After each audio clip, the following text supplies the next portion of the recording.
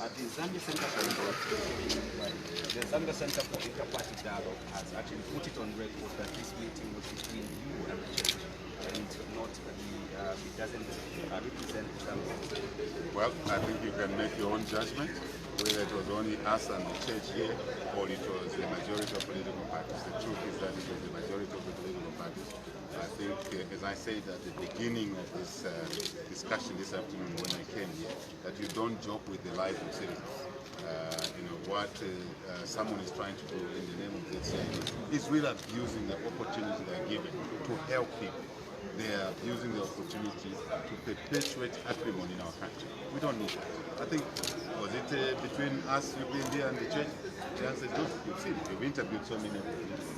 That's how it's supposed to be. We must all rise and answer to the call of duty at any time, all the time. Many Zambians have actually indicated that despite many political parties coming here today, it has been between you and the Patriotic Front. You are the major stakeholders in this. I think, for lack of a better term, you are the reason why this dialogue is here today. Without President Edgar Lungu, do you think we're going anywhere as a nation? Look, as I said already, everybody matters in this country. Every political party matters in this country. They represent certain citizens, and we all supposed to work for the citizens of Zambia. So essentially, your assessment may be correct, but I retort by saying everyone is important. That's why you saw many political leaders here and their members. I'm talking of senior members. But it's also a matter that we should ask the question the reverse way. Why didn't PF come? Why? Why didn't PF come and ZCID members, certain members, by the way, everybody you saw here is a member of ZCID. So it means the ZCID board is not working in the interest of its own members, the constituting members, the political parties. But the question is that, why should ZCID be acrimonious and not come here? And then somehow the PF is also not here. Is there a link between PF and ZCID? That's a question people must ask. But whether there's a link or not, what is important, we must work together to normalize this country. The challenges that we're facing, we must deal with them. I think that's my emphasis. Mr. Hichilema, what are some of the major highlights for you that stood out during the meeting? I think the important thing is that, first and foremost, that we all agree we need to dialogue. And you only dialogue when there are issues, there are challenges. So it means, invariably, it means there are issues that need to be resolved. You have heard some people in the past who are saying there's no problem in the country. There are problems in the country. That's the first issue. The second issue is that there is a serious understanding that specifics must be dealt with. And those specifics, give it prioritization. Things that are important now, not tomorrow. What are they? Restoring the human rights, liberties and freedoms. Number two, restoring the rule of law. Number three, ending violence in our communities. Number four, electoral reforms. You cannot continue having elections managed under the current electoral commission, in the structure they are in the manner they conduct business. They become a source of conflict in our society. I think it's all agreed inside there.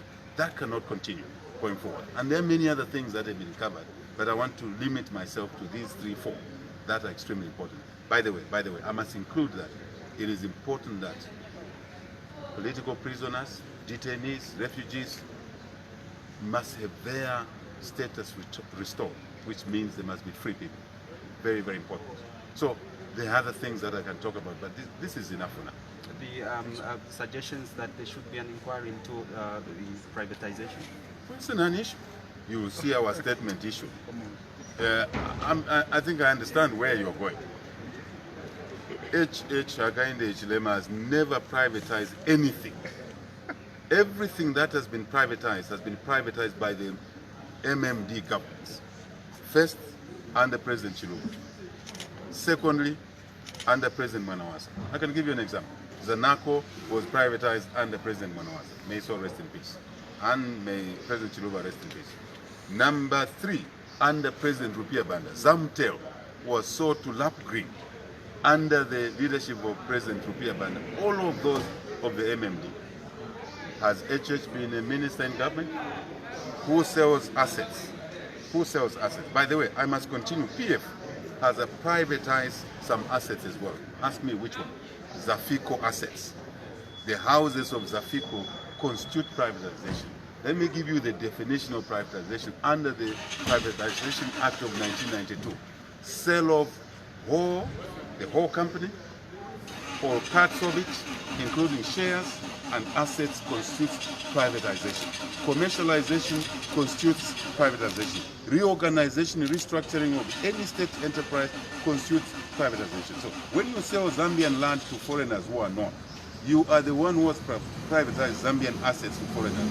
PF has sold a lot of land to foreigners, including Zafico assets. That's a fact. Where in this picture is Hakainde? The one who sells assets ultimately, the asset holder on behalf of citizens, the Minister of Finance. They signed the sale agreements. Was HH a Minister of Finance?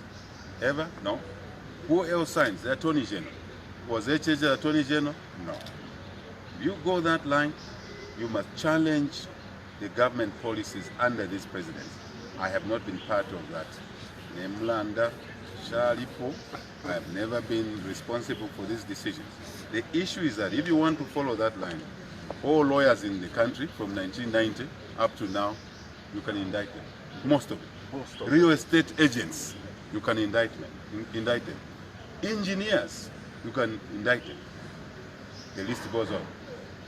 So, where is Hakainde there? So I think we must come to an end where we demonize citizens because you know they are capable of running the country. Then you demonize them all the time. It can't work, it will never work. Thank you. So you welcome the inquiry on the privatization? Please yourself. The inquiry should continue. Who bought fire tenders at $1 million, yet they cost $250 million, $250,000. The inquiry should include who bought ambulances at a higher price, who is building roads at 1.2 billion dollars, when the road costs only $400 million, Lusaka and Dola Highway. Who bought a jet for $68 million, which is not necessary? Please yourself. Let those who want the inquiry start the inquiry. But don't hide the corruption that's going on and hide behind privatization. Privatization was a program, a policy of the governments with successive presidents, 4 presidents, sanctioned by cabinets. President Chiluba's cabinet, President Mwanawasa's cabinet, President Rupiah Banda's cabinet, President Michael Sata's cabinet. And you all were of that. never in cabinet. I was never in cabinet. I've been a cabinet minister. All decisions are made by cabinet. So if that's the route they want to take, all of them, they will be locked up. Even those who are dead, they will be brought up and they will not be answered. You understand? So I think that route, they were just doing it, I think, when they were drunk. They didn't know the repercussion of what would happen. If they institute those investigations, you are going to see how many people will be involved. Most lawyers, I'll tell you, will be indicted. And it will be a shame, including himself. He has admitted. Edgar, he was the chairman of which one is that? Cold storage. Cold storage. You understand? So he would also be indicted. So I think that is not the best route to take. And if they take that route, well and good. Yeah. We are there. I've been a cabinet minister. I know how decisions are made, and I'm going to defend my brother here to the latter. And who signs the sale agreement? And who signs the sale agreement? It's an Attorney General, Solicitor General, and Minister of Finance. And mind you, I've also bought items. I bought properties through the privatization. Correct. I'm here. If they want, they should investigate me. They should investigate me. So I'm here. And I'm challenging them to come and arrest me or investigate me. I'm there. I'm But ready. the main issue, my brother, is that they are digressing the national interest. They want to digress the issues around corruption going on. They want to walk away from all these crimes that they are committing. That's what they want to do. They also want to digress from the national dialogue so that you water down the national dialogue to resolve issues and then talk about privatization. Look, he has made it clear. We have answered. There's nothing to fear. Let me talk about HH. If Hakainde was a criminal through privatization, given the hatred against HH, I would have been in prison long time ago. Why am I not in prison? Because there's nothing. There's no crime. Let's get on with the job. Citizens are hungry. The youth have no jobs. We have too much tax in our country. We have no food. People go to bed without food. That is what we should be paying attention to. So if you have failed to run a country, there's a way you can deal with that issue. You don't bring others who are not involved. Thank you. I think we're done. Thank you very much. Thank you guys. Thank you.